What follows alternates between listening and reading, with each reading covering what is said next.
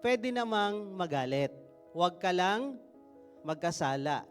Paano ka nagkakasala? Sabi, sa Ephesians 4, sabi dito, 26 to 27. Ito kasi yung spirit ng Amalek, galit. Be angry and do not sin. Sabi diyan, magalit kayo, huwag kayong magkasala. Maraming tao, ang galit talaga ay bisyo na no? Pag walang pera, galit. Pag puyat, galit. Pag gutom, galit. Pag umulan, galit. Pag umaraw, lahat na lang galit. Pwede namang magalit.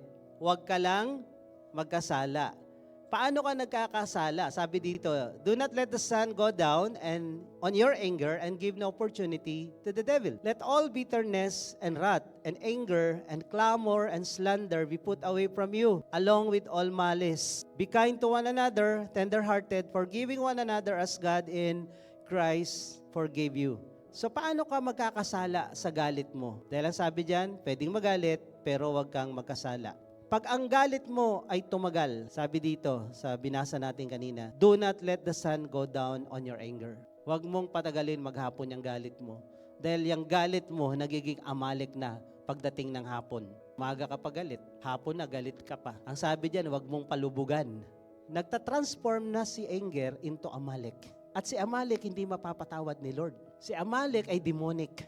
Kaya ang sabi dito, do not give opportunity to the devil. Pag ikaw galit at nagkasala ka na, yung word na opportunity sa Greek ay space, room, license. Binibigyan mo ng puwang sa buhay mo, pamilya mo, kung saan ka man nagtatrabaho, pati doon damay, Bible study mo, damay-damay yan dahil ang bitterness ay nakakahawa. So ang galit ay nagbibigay ng lisensya sa demonyo para kaguluhin, sirain, pahirapin, bigyan ng sakit.